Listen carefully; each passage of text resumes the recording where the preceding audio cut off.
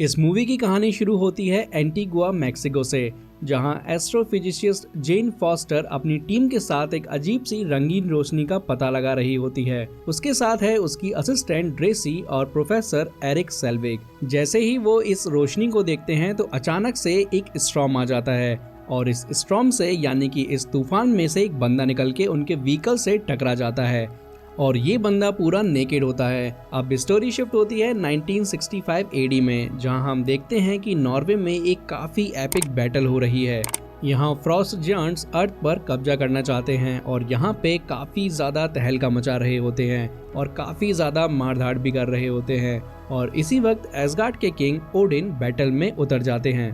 Movie में हमें 9 realms के बारे में भी बताया गया है, जिनमें से एक रेल्म होती है योटनहाइम, जो फ्रॉस्ट जायंट्स का घर होता है और उन्हें योटस भी कहा जाता है। यहाँ उनका किंग लोफी ओडिन के साथ क्लैश करता है। ये बैटल काफी ज्यादा इंटेंस होता है पर ओडिन के फोर्सेस जीत जाते हैं। योटस के पास एक डेंजरस वेपन भी होता है, कास्केट ऑफ एंशिएंट विंटर्स, जो हर चीज को बर्फ में बदल सकता था, पर ओडिन अपनी ताकत से उनको हरा देता है और कास्केट ऑफ विंटर्स को एसगार्ड ले आता है और इस वजह से ये जो बैटल है पूरी तरीके से खत्म हो जाती है। अब सीन शिफ्ट होता है एसगार्ड में, जहां हम देखते हैं ओडिन का ग्रैंड पैलेस और उसके 2 बेटे थॉर और लोकी। थॉर तो ओडिन का असली बेटा है, पर लोकी का असली परिवार कौन है ये हमें इस मूवी में आगे पता चलेगा। एक दिन ओडिन अपने 2 बच्चों को वेपन चैम्बर दिखाने के लिए ले जाता है, जहां हमें म्योनीर वो लेजेंडरी हथौड़ा दिखता है जो आगे चल के थॉर का आइकॉनिक वेपन बनने वाला है। अब स्टोरी वापस आती है प्रेजेंट टाइम में, जब थॉर का राजतिलक होने वाला होता है। पूरी एसगार्ड में खुशहाली का माहौल होता है और लोग थॉर को चीयर कर रहे होते हैं, जो कभी भी अपना हथौड़ा हिलाने का मौका नहीं छोड़ता। लेकिन जैसे ही ओडिन अपना हाथ उठाता है सेरेमनी को शुरू करने के लिए, कुछ बड़ा होता है। फ्रॉस्ट जायंट्स वेपन चैम्बर में घुस आते हैं और कास्केट ऑफ एंशिएंट विंटर्स चुराने की कोशिश करते हैं, लेकिन शुक्र है कि एक सिक्योरिटी गार्ड, जिसे द डिस्ट्रॉयर कहते हैं, वो आता है और उन फ्रॉस्ट जायंट्स को भगाने में मदद करता है। ये खबर जल्दी से पूरे किंगडम में फैल जाती है।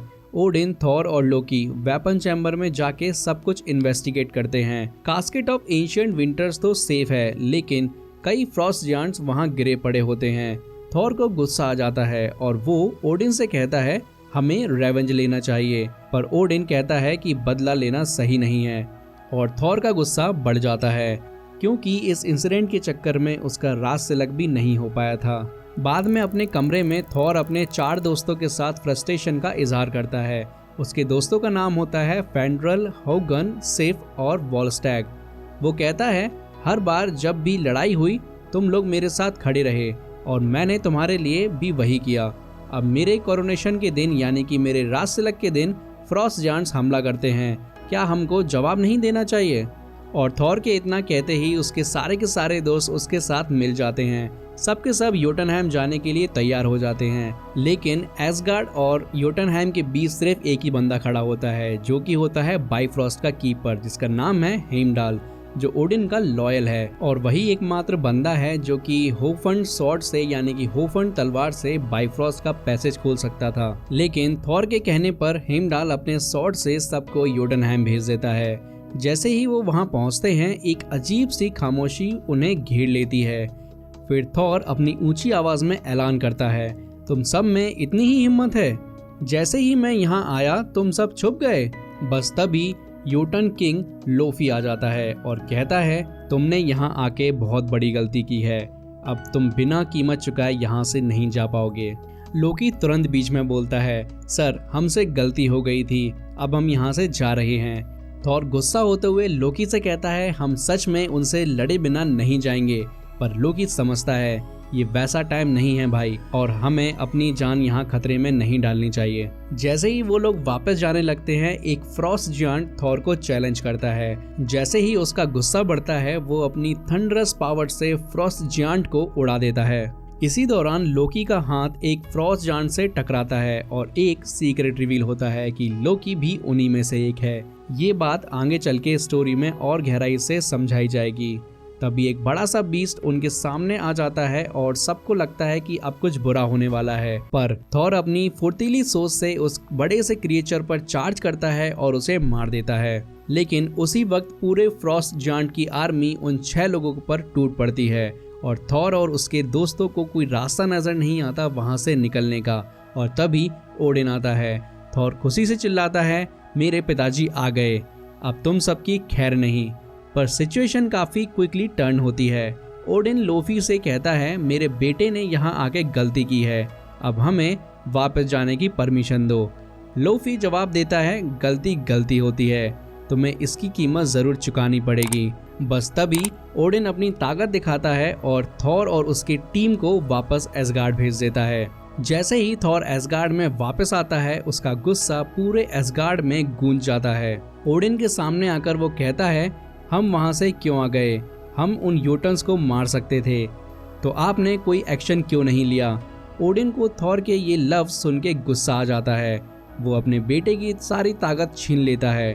थॉर को एसगार्ड से निकालकर मिडगार्ड अर्थ भेज देता है। क्योंकि थॉर एक किंग था, ओडिन ये इंश्योर करता है कि उसका वेपन म्योनिर उसके साथ रहे, लेकिन वो वेपन के ऊपर एक मंत्र बोलता है जिसमें वो कहता है सिर्फ वही लोग जो वर्दी हैं वो इस हैमर को उठा सकते हैं। इसके बाद म्योनिर मैक्सिको में क्रैश हो जाता है और स्टोरी वापस प्रेजेंट टाइम में आ जाती है। हम देखते हैं कि थॉर एक हॉस्पिटल में है जहां जेन फॉस्टर, डार्सी और डॉक्टर एरिक सेल्विक उसका इलाज करा रहे होते हैं। पर जब थॉर अगले दिन उठता है तो उसे पता चलता है कि उसका कॉस्ट्यूम और म्योनिर दोनों गायब हैं। ये पता चलते ही वो पूरी तरह से गुस्सा हो जाता है और हॉस्पिटल के डॉक्टर्स और स्टाफ पर भारी रेज के साथ अटैक कर देता है। दूसरी तरफ म्योनिर मैक्सिको सिटी में गिर चुका है। ये खबर शील्ड एजेंट फिल कोल्सन तक पहुंच जाती है, जो जल्दी से एरिया को सील कर देता है और उसे रिस्ट्रिक्टेड जोन डिक्लेयर कर देता है। इस दौरान कोल्सन को जेन फ्रॉस्टर की रिसर्च के बारे में भी पता चलता है।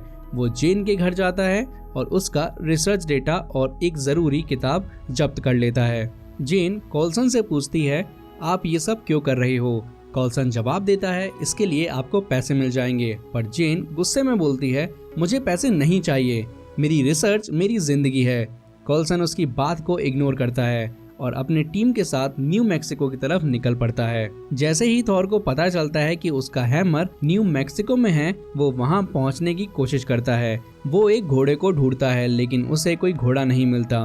तभी जेन फॉस्टर अपने कार में उसे राइड देने का ऑफर करती है और दोनों मिलके न्यू मैक्सिको के लिए निकल पड़ते हैं। जब वो वहां पहुंचते हैं, थॉर देख लेता है कि शील्ड एजेंट्स ने एक एक्सपेरिमेंटल टेस्टिंग कैंप बना लिया है जहां म्योनिर रखा गया है। अपने हैमर को देखकर थॉर काफी खुश हो जाता है और अपने हैमर की तरफ दौड़ पड़ता है। अंदर जाके वो सिक्योरिटी गार्ड्स के साथ लड़ता है। तभी एक नया कैरेक्टर इंट्रोड्यूस होता है जिसका नाम होता है हॉकाय। जैसे ही थॉर गार्ड्स को हराता है, वो म्योनिर तक पहुंच जाता है।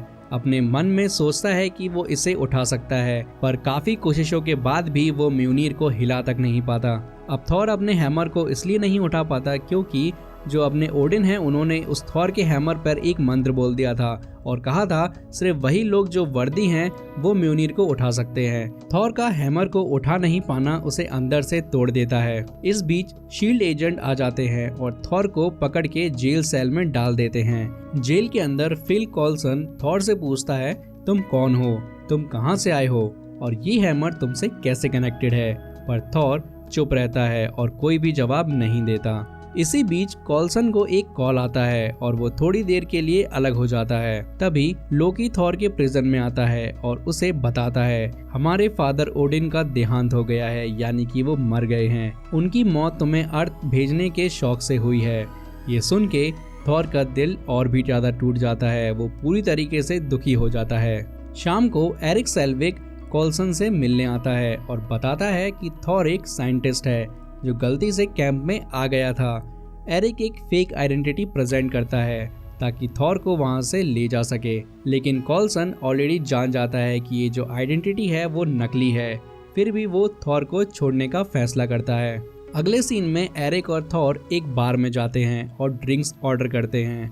अब जैसे हम सब जानते हैं, थॉर तो थॉर है, कितनी भी ड्रिंक्स पी ले उस पे उसका कोई अफेक्ट ही नहीं होता, लेकिन एरिक को काफी ज्यादा चढ़ जाती है। फिर थॉर एरिक को जेन फॉस्टर के घर ले जाता है और कहता है तुम्हें अपने फादर का ख्याल रखना चाहिए। जेन जवाब देती है वो मेरे फादर नहीं हैं, वो मेरे प्रोफेसर हैं। इस वक्त थॉर और जेन के बीच एक नई दोस्ती शुरू होती है। दोनों ही आग के पास बैठकर अपनी पुरानी कहानियां एक दूसरे के साथ शेयर करते हैं। इसी दौरान जेन थॉर से पूछती है तुम कहां से हो। थॉर बताता है कि वो एक दिन 9 रेल्म्स का किंग बनने वाला था, लेकिन एक फ्रॉस्ट जायंट की वजह से उसका ये सपना टूट गया। जेन क्यूरियस होकर 9 रेल्म्स के बारे में पूछती है। थॉर एक छोटा सा डायग्राम बनाता है और बताता है ये एसगार्ड है, ये मिडगार्ड है, वैनायम, एल्फायम, जोटनहाइम, सेवर्टलफाइम, मुस्फेलाइम और नेल्फाइम। वो समझाता है कि मिडगार्ड अर्थ है और वो एसगार्ड से है। सीन शिफ्ट होता है एसगार्ड में, जहां लोकी अपने फादर ओडिन के पास बैठा हुआ होता है, जो एक गहरी नींद में है। ओडिन को एक शॉक जरूर लगा था, लेकिन वो मरे नहीं थे।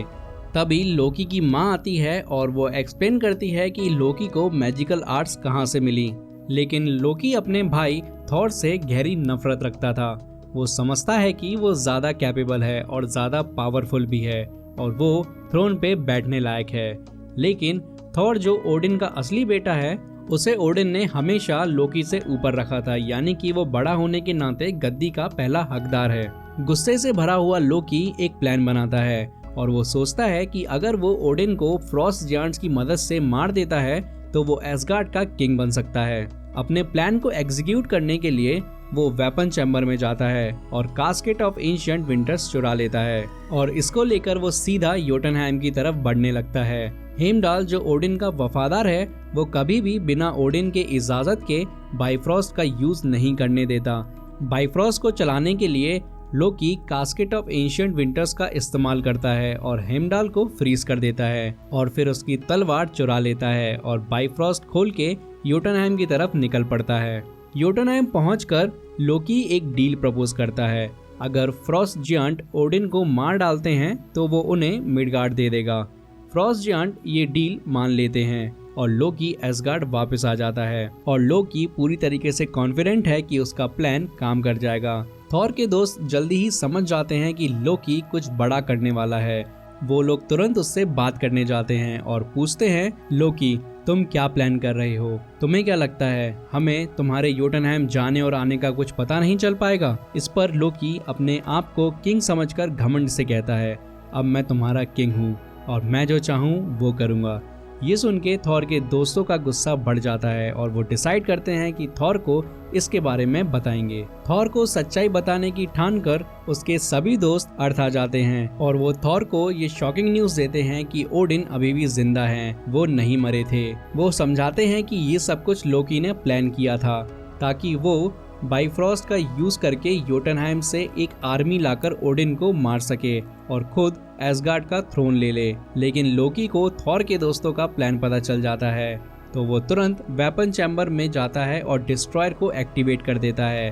वो इससे ऑर्डर देता है कि वो अर्थ जाए और थॉर और उसके दोस्तों को मार डाले। डिस्ट्रॉयर अर्थ पहुंचता है और वो थॉर और उसके दोस्तों के साथ टकराता है। सब मिलकर उससे लड़ते हैं, लेकिन डिस्ट्रॉयर का उरू मेटल उसे इतना पावरफुल बनाता है कि वो सब मुश्किल में पड़ जाते हैं। फिर एक मोमेंट ऐसा आता है जब थॉर हिम्मत दिखाता है और डिस्ट्रॉयर को चैलेंज करते हुए कहता है मुझसे बदला लेना चाहते हो तो मेरे दोस्तों को मत छूना, बस मुझसे ही लड़ना। लेकिन अब जब थॉर के पास अपनी पुरानी पावर्स नहीं है, वो बस एक ह्यूमन फॉर्म में है। जब डिस्ट्रॉयर उससे एक जबरदस्त पंच मारता है तो थॉर काफी दूर तक उड़ता हुआ गिरता है। ये सैक्रिफाइस करने की वजह से थॉर अपना हैमर वापस पा लेता है, क्योंकि वो अपने दोस्तों को बचाने के लिए आगे बढ़ता है और डिस्ट्रॉयर से सामना करता है। उस मोमेंट में थॉर को अपनी पूरी पावर्स मिल जाती हैं। अब वो पूरी तरीके से ट्रांसफॉर्म हो जाता है और डिस्ट्रॉयर को एक धमाके के साथ जमीन पर गिरा देता है। अब थॉर और उसके सारे दोस्त वापस एसगार्ड जाने की सोचते हैं ताकि वो लोकी का सामना कर सकें। अब सीन शिफ्ट होता है और हम देखते हैं कि जो हेमडाल है वो बर्फ में जमा हुआ है और उसके आसपास 2 फ्रॉस्ट जायंट खड़े हुए हैं। अपना थॉर मिडगार्ड पे रहकर हेमडाल को आवाज लगाता है जिसे वो सुन लेता है और उसके बाद उसकी जो बर्फ है वो टूट जाती है और उसके बाद वो दोनों फ्रॉस्ट जायंट्स को मजा चखा देता है और उसके बाद वो थॉर और उसके साथियों के लिए बाइफ्रॉस्ट को ओपन कर देता है।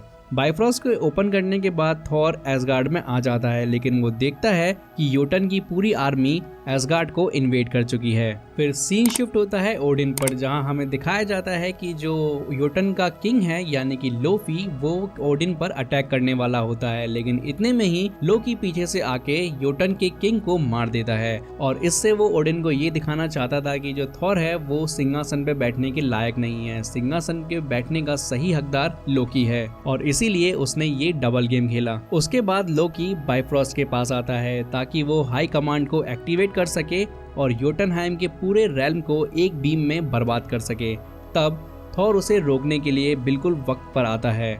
लोकी अपनी डिवाइन पावर्स और मैजिकल एबिलिटीज का यूज करके थॉर से लड़ता है। थॉर, जो काफी गुस्सा हो चुका है, लोकी को धमकी देता है कि अगर उसने अपना प्लान नहीं रोका तो वो पूरा बाइफ्रॉस्ट तोड़ देगा। थॉर अपने हैमर को बाइफ्रॉस्ट के मेन ब्रिज पर मार देता है, जिससे वो ब्रिज टूट जाता है और पूरा रास्ता कट जाता है। वो बीम जो योटनहाइम पर गिरने वाली थी वो रुक जाती है, लेकिन इस धूम धमाके के बीच थॉर खुद को ब्रिज से गिरते हुए पाता है। तभी ओडिन आता है और थॉर और लोकी दोनों को गिरने से बचाता है।